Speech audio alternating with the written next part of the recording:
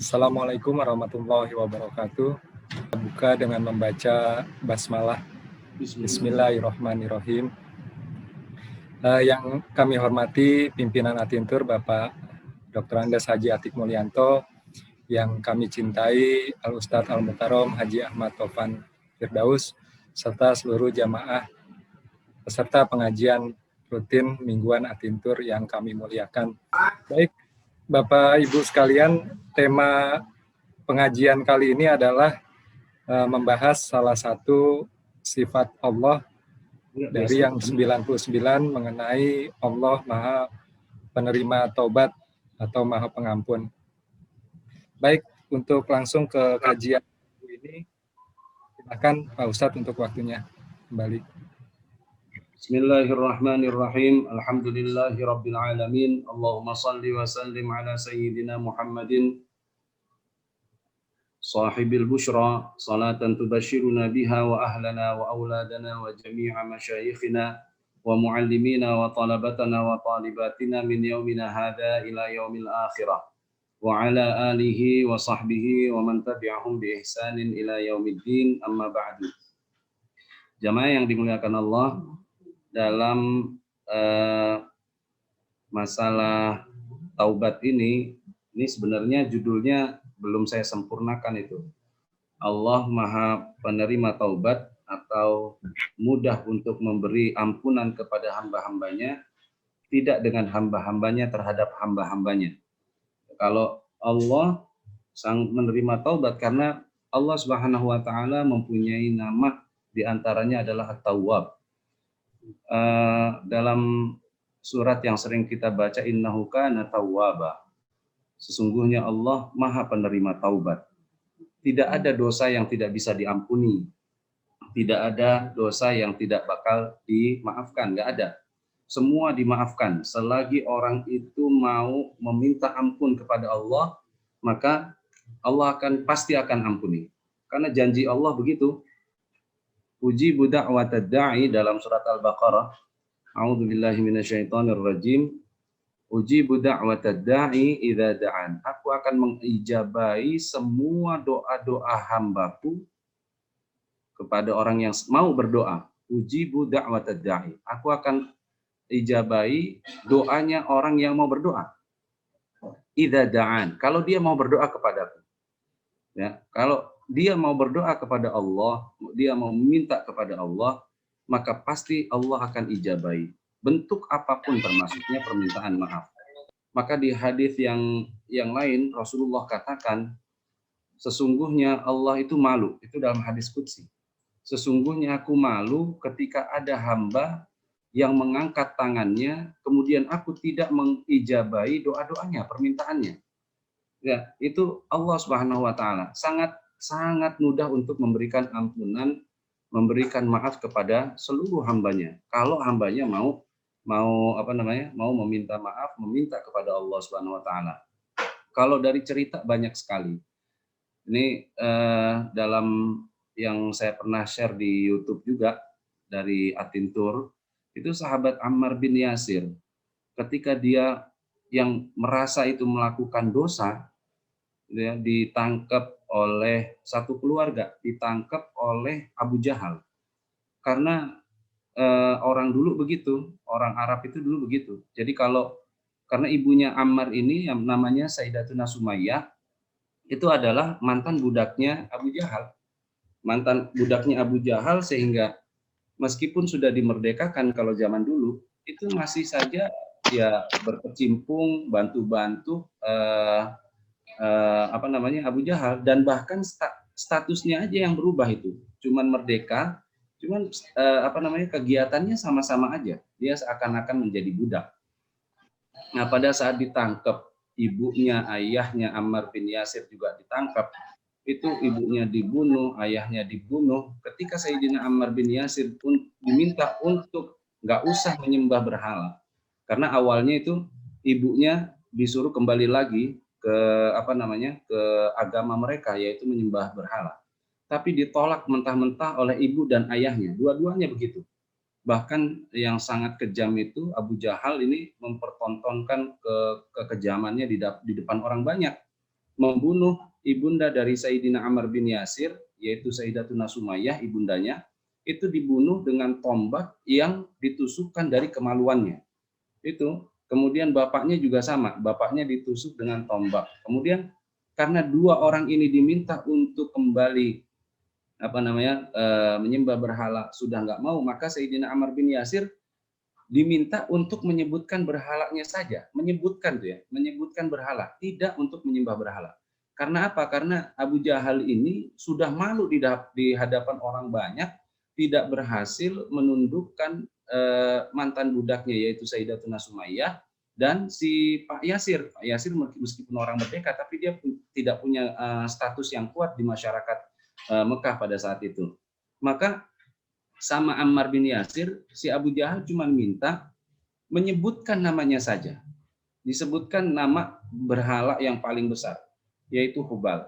Maka dengan ketidakkuatan Ammar bin Yasir melihat perlakuan Abu Jahal terhadap ibunya, membunuh dengan kejam dan ayahnya, akhirnya Sayyidina Ammar ikut apa yang diminta oleh Abu Jahal, yaitu menyebutkan berhala Hubal. Itu saja Sayyidina Ammar bin Yasir itu nangisnya berhari-hari dan memintakan kepada Rasulullah untuk Allah mengampuni dirinya. Dan saya bilang sekali lagi, itu statementnya begitu, tidak ada dosa yang tidak diampuni kalau orang ini mau bertobat. Kalau orang ini mau bertobat sebelum nyawa dicabut, pasti dia diampuni oleh Allah Subhanahu wa taala. Beda dengan beda dengan kasusnya Firaun yang mau tobat itu ketika sudah sebentar lagi digencet dengan apa? Dengan laut yang diancam oleh Allah Subhanahu wa taala. Berbeda dengan itu kasusnya.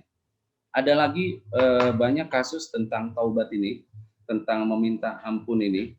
Itu ada yang mungkin jamaah juga udah sering dengar kisahnya, yaitu tentang orang yang sudah membunuh 99 orang. Bayangin. Sudah membunuh 99 orang. Ini kalau dalam Imam Zahabi menyebutkan dalam kitab 70 dosa besar, ada namanya Al-Kabair atau 70 dosa besar. Itu dosa terbesar kedua adalah membunuh, ya, membunuh besar sekali. Ini kalau cuma satu orang besarnya kayak apa? Apalagi 99 orang. Nah, ketika dia datang ke seorang rahib dalam penyesalannya, dia udah nyesel, udah pengen bertobat, tapi pengen punya sebagai penguat dari orang yang alim atau yang berada di jalan agama. Dia ketemu seorang rahib, dia bertanya, dia mengaku, saya ini pernah membunuh 99 orang, ya. Kemudian ketika saya sekarang ini mau taubat, apakah Allah terima taubat saya? Saya minta ampunan sama Allah, apakah Allah akan ampuni dosa-dosa saya? Ini karena ya si rahib ini bukan orang yang alim, orang yang pintar, tapi cuman ahli ibadah. Ini bahayanya, ahli ibadah tapi nggak ada ilmunya. Maka pada saat mendengar dia ini adalah membunuh 99 orang, rahib ini cuma katakan, kau ini ya tidak bakal diterima taubatmu atau diampuni dosa-dosamu oleh Allah. Kau ini terlalu kejam. 99 orang sudah kau habisin, ya. Jadi dengan kesalahan dia memberikan jawaban begitu aja. Makanya ini hati-hati juga nih cari ustadz, cari orang yang untuk dikonsultasikan. Ini hati-hati karena dengan demikian orang yang tadi membunuh 99 orang dengan menerima jawaban yang sebenarnya kalau dibilang mungkin ya, kalau dibilang kamu ini tobatmu ini mungkin nggak diterima, coba ganti dengan ibadah-ibadah yang lain. Mungkin orang ini nggak menjadi emosi mungkin, tapi ketika dikata-katain, dicela, nggak punya perasaan, kejam sekali dan lain sebagainya, maka sifat kekejaman yang tadinya sudah akan hilang itu muncul lagi. Maka dia katakan, ya kalau memang 99 saya nggak diterima dan kalau memang dosa saya terlalu besar dan saya terlalu kejam, tak genepin aja sekalian, kau ini saya bunuh menjadi orang yang ke-100. Maka si rahib ini akhirnya mati di tangan orang tersebut. Pengen. Tapi akhirnya orang ini pun masih punya penyesalan, tetap ada rasa penyesalan yang sangat hebat, pengen masih bertaubat. Nah, sampai akhirnya ketemu dengan seorang yang alim dan mengulangi pertanyaannya kepada orang yang alim ini. Maka ketika ditanyakan apakah saya bisa diterima taubat saya dan lain sebagainya, maka orang alim ini mengatakan demikian, tidak ada dosa yang tidak diampuni. Kau bertobat, syarat bertobat itu 3, saya sudah sering katakan. Yang pertama, tinggalkan maksiat tersebut, tinggalkan pembangkangan terhadap Allah yang sudah kita lakukan. Kemudian yang kedua, ini inti dari taubat ini, yaitu penyesalan. Ya, penyesalan, nyesal sejadi-jadinya, nyesal sejadi-jadinya bagaimana kita sudah melakukan hal yang dilarang oleh Allah Subhanahu wa taala. Nyesal dulu deh. Ini inti dari taubat. Yang kemudian ketiga, berjanji untuk tidak melakukan maksiat yang sudah kita lakukan. Itu taubat kepada Allah. Syaratnya cuma 3. Ketika orang ini mendapatkan jawaban yang begitu menyejukkan dan bisa diterima dengan akalnya, maka orang ini alhamdulillah akhirnya bertaubat kepada Allah Subhanahu wa taala. Tapi jamaah yang dimuliakan Allah, ketika dia sudah bertaubat, ternyata nggak lama dari taubatnya ini dia sudah meninggal dunia tuh. Dia meninggal dunia. Maka pada saat itulah malaikat-malaikat pada ribut itu di situ diceritakan, malaikat-malaikat semuanya pada ribut. Iya, ribut banget. Ributnya bagaimana? Yang satu mengatakan ini adalah orang yang baru taubat dan belum melakukan amal baik. Belum ngapa-ngapain dia. Belum melakukan amal baik. Rencana para malaikat ini mengatakan, saya yang berhak, para malaikat yang mencatat dosa manusia itu mengatakan demikian, ini adalah hak saya yang akan mengambil nyawanya, begitu ya. Bukan mengambil nyawanya, artinya saya akan mengadilinya. Tapi orang malaikat-malaikat kebaikan meminta kepada Allah juga, ya Allah, tapi dia sudah taubat. Ya Allah, tapi dia sudah taubat.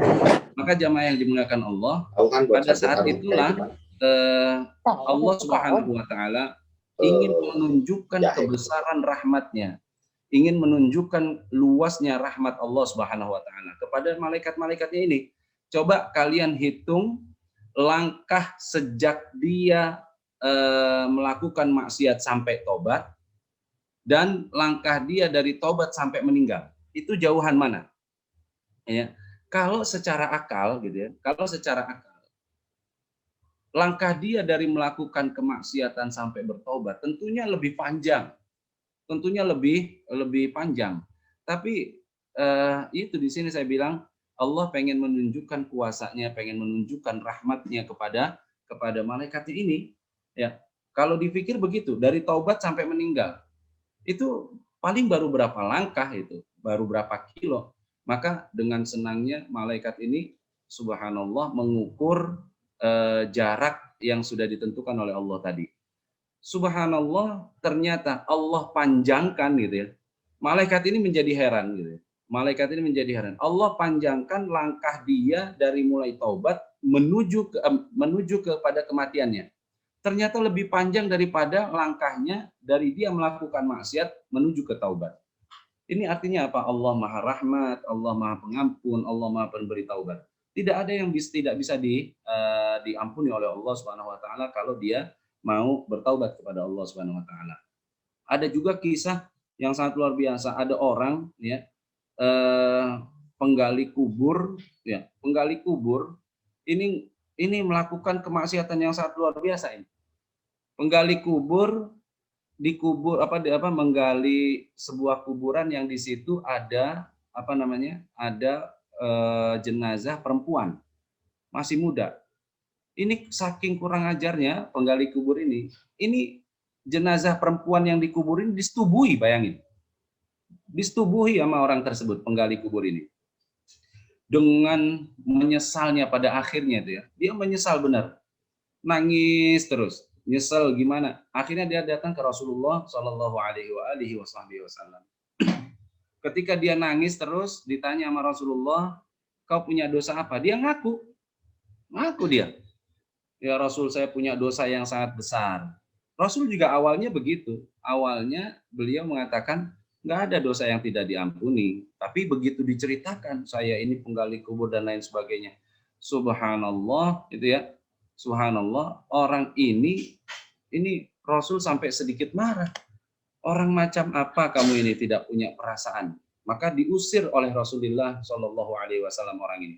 Tapi untungnya nih ya, jamaah yang dimuliakan Allah, ketika kita belum mendapatkan apa yang kita minta, hendaknya kita jangan pergi dari pintu taubat itu atau dari pintu yang kita minta itu. Jangan, apapun lah kita minta sama Allah belum diijabahi, jangan buru-buru pergi, terus aja tunggu pintu Allah itu sampai dibukakan oleh Allah Subhanahu Wa Taala. Ini juga sama. Orang ini ketika diusir, dia tidak pergi, maksudnya bukan tidak pergi dari rumah Rasul, dia pergi dari rumah Rasul, tapi dia tidak pergi dari perasaan pengen taubatnya. Dia terus pengen taubat, menyesali. Sampai dikatakan dia dimimpikan oleh oleh jenazah tersebut.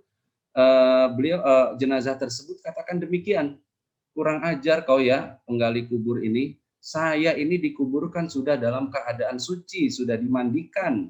Tapi dengan dengan kau menyetubuhiku, tegaknya dirimu membiarkan aku menghadapi Allah dalam keadaan junub. Bayangin, ya, itu yang menyebabkan dirinya penggali kubur ini menjadi taubat. Nah, ketika Rasulullah mengusir orang tersebut, Allah memberi ilham kepada Rasulullah untuk memanggil lagi orang tersebut dan bahwasanya Allah sudah mengampuni dosa-dosanya. Jadi bayangin ya, ketika dia sudah mau bertaubat, ketika dia sudah punya perasaan yang tulus, maka nggak ada yang nggak mungkin buat Allah untuk memberikan ampunan atau rahmatnya kepada orang yang meminta kepada Allah Subhanahu Wa Taala.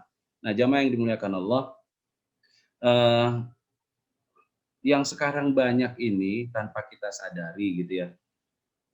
Ada kalau dalam Al-Quran dikatakan innallaha la yaghfiru ayyushraka bihi wa yaghfiru ma duna dzalika liman yasha. Sesungguhnya Allah itu tidak mengampuni dosa syirik. Ya, Allah tidak akan mengampuni dosa syirik. Akan tetapi Allah akan mengampuni dosa apapun bagi orang-orang yang Allah kehendaki. Nih, dosa syirik pun kalau dia mau taubat sebenarnya itu masih diterima oleh Allah Subhanahu Wa Taala. Masih diterima. Jadi dosa syirik ini yang paling bahaya adalah karena kita tanpa kita sadari ini kita kerjakan ini di dalam kehidupan kita sehari-hari. Orang yang berdagang misalnya ya, orang yang berdagang ya ini datang ke orang pinter katanya begitu. Datang ke orang pinter minta apa gitu ya. Ini beda loh dengan doa loh ya. Ini ada orang-orang yang entah punya perasaan narok celengan celengan babi atau celengan kucing yang begini-begini atau disebarin garam atau apapun gitu yang bentuknya itu ada orang yang punya perasaan begini. Kalau saya datang nih, ini orang warungnya jadi rame, gitu juga ada tuh. Ini syirik ini kalau kata dasarnya kata syirik itu artinya menduakan. Artinya dia merasa ada kekuasaan selain Allah yang bisa menghadirkan kebaikan-kebaikan atau bahaya. Ini yang nggak dikehendaki oleh Allah Subhanahu Wa Taala. Allah itu nggak mau diduakan karena Allah adalah punya sifat yang wajib kita ketahui, yaitu punya sifat wahdaniyah. Allah cuma satu-satunya Tuhan. Jadi nggak mau kalau ada manusia mempunyai perasaan bahwasannya ada kekuasaan yang lain yang selain Allah Subhanahu Wa Taala. Itu ya. Ini yang kita jarang sadari bahwasannya kita melakukan kehidupan dalam sehari-hari, tapi mungkin kita masih melakukan itu gitu. Ini hati-hati nih. Ada yang pasang susuk, ada yang pasang bawa jimat gitu ya. Ini hati-hati nih. Ini kalau sampai dia meninggal dunia, ini baru jatuh firman Allah yang tadi, innallaha la yaghfiru ayyushraka bihi. Sesungguhnya Allah tidak akan mengampuni dosa syirik sekecil apapun, nggak bakal diampuni oleh Allah. Tapi kalau dosa besar, ada yang datang ke saya, Pak Ustadz, saya ini kalau dihitung dosa saya sama gunung Himalaya ditumpuk 7, itu masih besaran dosa saya tuh. daripada Gunung Himalaya. Itu saya bilang sama orang tersebut, saya bilang gini, kalau Gunung Himalaya ditumpuk 7 sama dunia ini gedean mana? Ya, itu kata beliau gitu, ya gedean dunia ini. Nah, begitulah yang dikatakan oleh Rasulullah. Kalau ada hamba dia datang dengan dosa setumpuk dunia gitu ya, sebesar dunia, maka Allah akan membawakan rahmat ampunan sebesar langit. Ya, kalau dia cuma dosanya sedunia, Allah akan datang. Kalau asal itu tadi syaratnya, asal dia mau bertaubat kepada Allah Subhanahu wa taala. Nah, ini eh, yang sebenarnya sangat mudah gitu.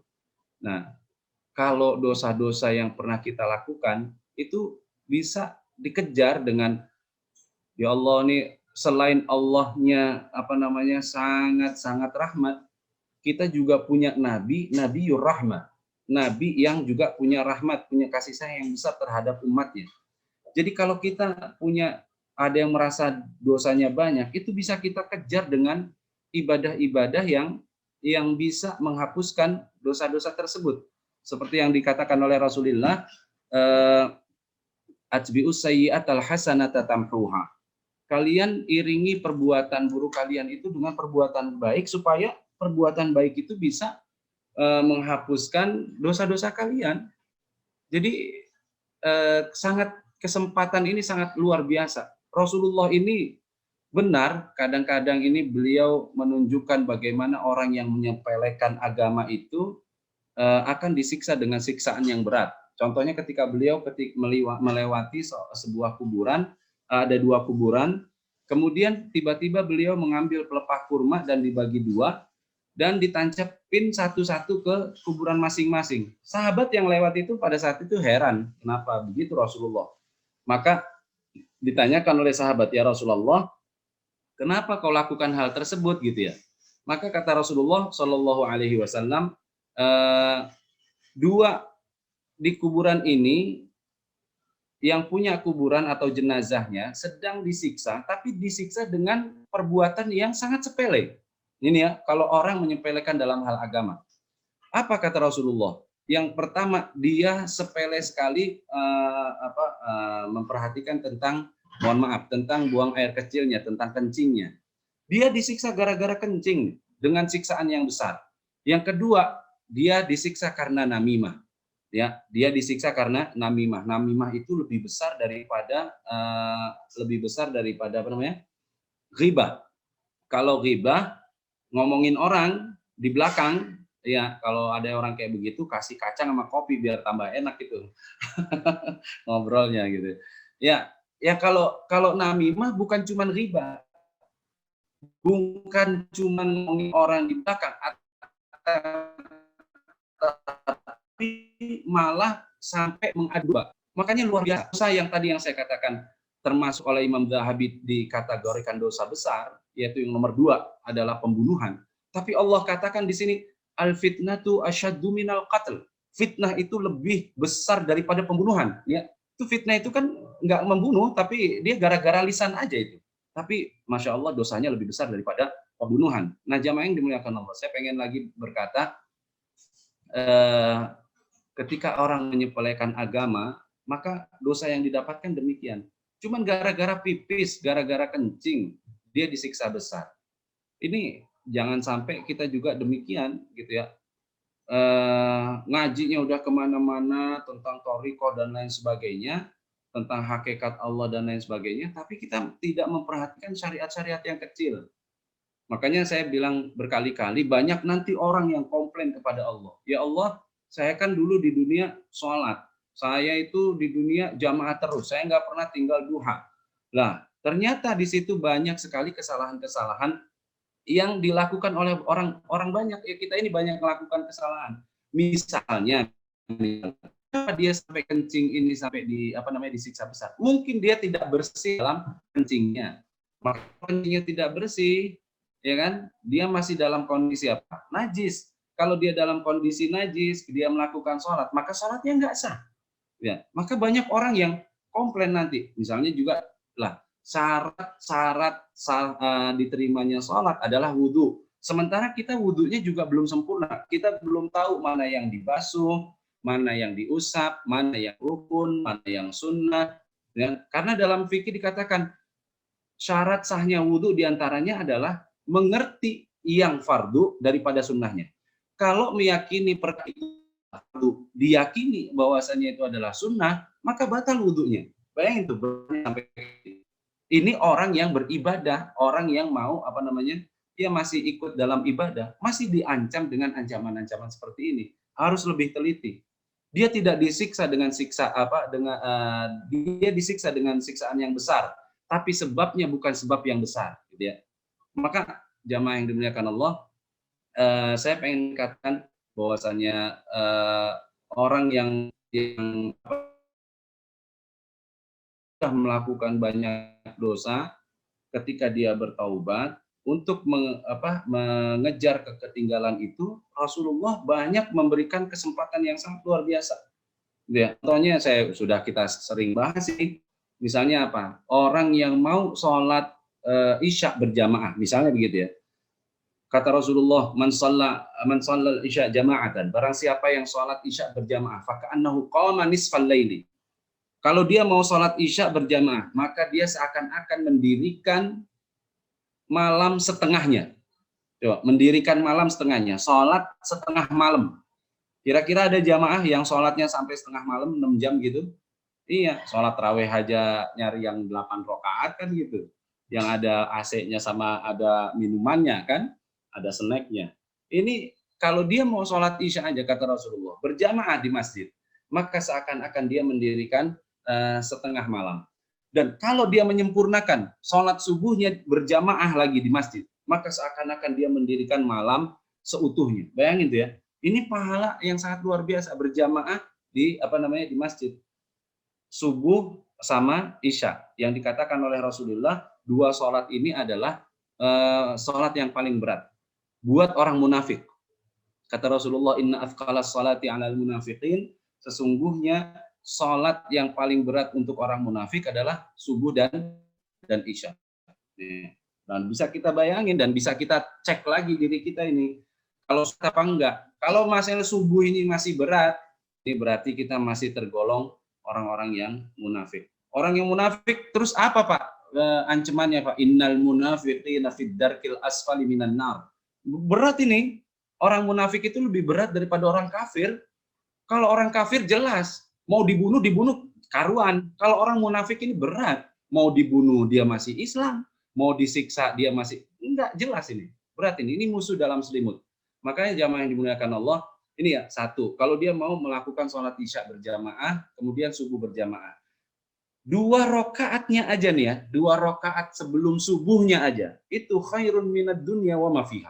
Orang kalau mau mengerjakan 2 rakaat sebelum subuh, itu lebih baik daripada dunia dan seisinya. Bayangin, ya, luar biasa.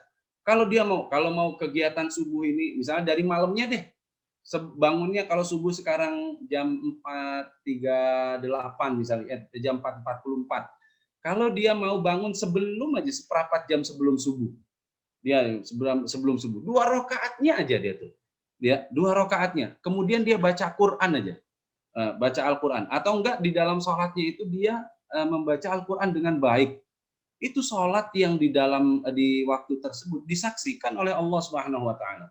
Karena Allah katakan, Rasulullah katakan, sesungguhnya Allah itu, rahmat Allah itu turun di sepertiga dunia, sampai Allah tanyakan kepada malaikat-malaikatnya, wahai para malaikat, lihat hambaku di sana, hal min mustaghfirin fa astaghfirullah. Ini di sepertiga malam terakhir ini, atau 1 jam sebelum subuh. Itu sampai Allah katakan demikian, hal mun mustaghfirin fastaghfirullah. Malaikat coba cari di dunia ini yang udah bangun, kemudian ada yang minta ampunan kepadaku dari dosanya yang banyak, biar aku ampuni dosanya. Hal min sa'ilin fa'utiyah, adakah orang yang meminta kepadaku karena dia punya hajat dan lain sebagainya.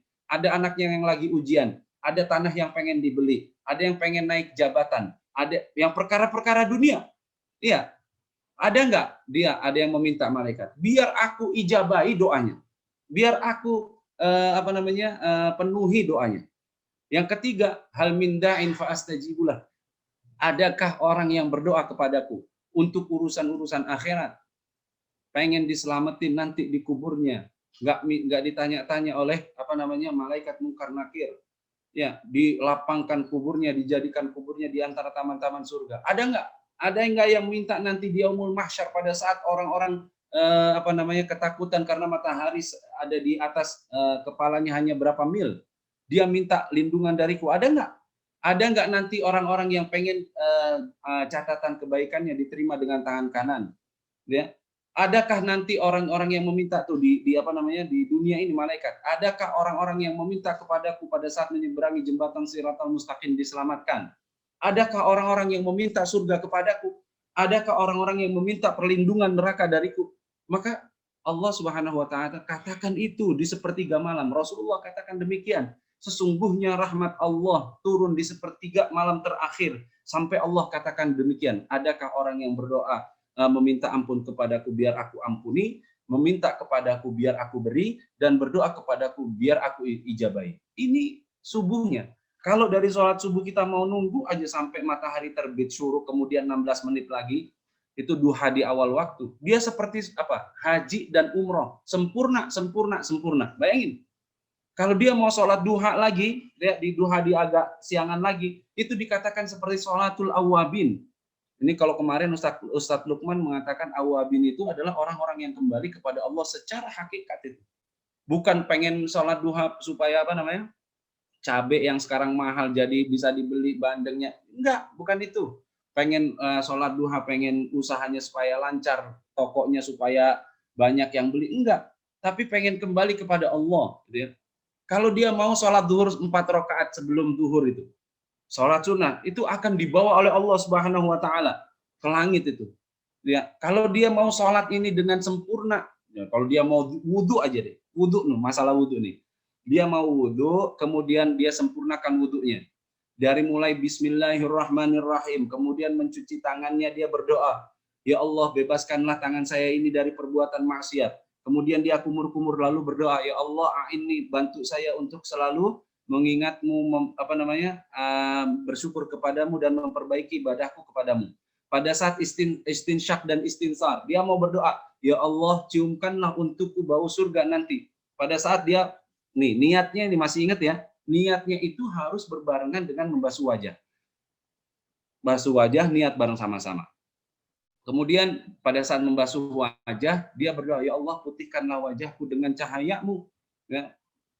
Pada saat wajah-wajah banyak menjadi hitam. Pada saat dia membasuh tangan, tuh wajah itu dibasuh bukan cuma wajah sini doang, sampai ke atas.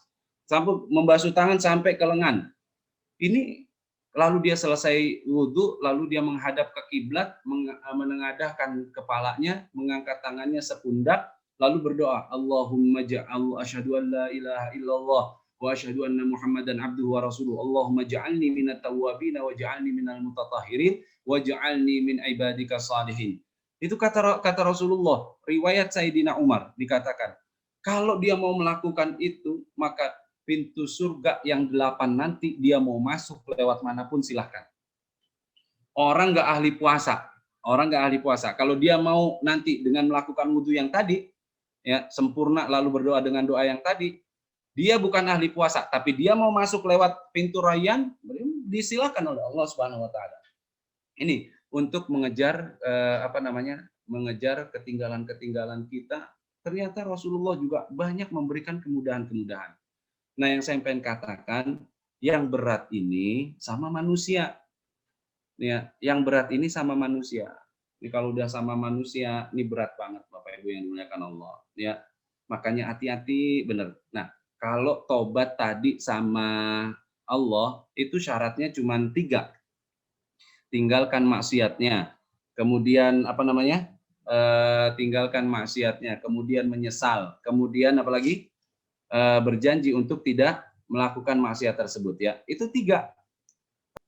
Ada untuk penutupnya, ketika Allah itu sudah baik sama kita, rahmatnya sangat luas, ampunannya sangat-sangat mungkin kita dapatkan, dan kita bisa mengejar ketinggalan kita dengan memperbanyak ibadah yang kecil tapi mempunyai nilai yang sangat besar. Dan yang paling berat adalah hubungan kita sesama manusia. ini ada satu cerita yang diceritakan oleh Imam Ghazali. Kalau manusia ini mau saling memaafkan, maka disitulah adalah suatu hal yang sangat besar. Kata Imam Ghazali, dulu ada cerita dari Rasulullah, ada orang yang berseteru, ya, orang yang berantem, ya, berantem gitu minta pahalanya. Kata Allah Subhanahu Wa Taala, orang ini sudah nggak punya apa, nggak punya pahala lagi. Saya timpakan saja ya Allah dosa-dosa saya untuk dirinya, biar ngulangin dosa saya. Nah, ketika orang ini mau menimpakan dosanya, Allah Subhanahu Wa Taala memerintahkan orang ini untuk melihat ke langit. Maka melihat ke atas, di situ dia lihat banyak rumah dan ada satu rumah yang terbuat dari yakut berwarna merah yang sangat-sangat cantik dengan batu intan permata gitu ya. Maka ditanya oleh Allah Subhanahu Wa Taala, "Hai fulan, tahukah kau rumahnya siapa itu?" Kata orang ini, dia bilang, "Kalau ini sih, kalau nggak rumahnya para nabi, para utusan, para kekasih Allah, orang yang syahid dan lain sebagainya." Kata Allah Subhanahu Wa Taala, "Enggak, gitu ya. Bukan itu doang. Kamu juga bisa punya rumah kayak begitu." Ya Allah, saya bisa untuk melakukan itu, untuk mempunyai rumah yang seindah itu, bisa. Syaratnya apa? Kata Allah Subhanahu Wa Taala, "Kalau kau mau memaafkan saudaramu ini." Ya, subhanallah, kata orang tersebut, "Ya Allah, saya sudah maafkan, kalau memang ganjarannya atau pahalanya seperti itu, saya maafkan saudara saya." Dan kata Allah Subhanahu Wa Taala, "Sudah, gandeng temanmu yang bersalah kepadamu, sana masuk bersama-sama ke dalam surga." Ini artinya apa? Orang yang saling memaafkan, yang memberi maaf, yang meminta maaf, gitu ya. Jangan saya galak-galak juga, jangan. Pokoknya gua tuntut di akhirat. Jangan pikir Allah tidur ya. Allah itu nggak tidur. Waduh, galak begini nih. Ini hati-hati juga. Ya, yang lebih baik adalah kita saling memaafkan. Orang yang memberi maaf, orang yang meminta maaf akan dimuliakan oleh Allah Subhanahu Wa Taala. Saya pikir itu saja, Chandra, yang bisa saya sampaikan. Mudah-mudahan sedikit ini bermanfaat. Terima kasih. Assalamualaikum warahmatullahi wabarakatuh.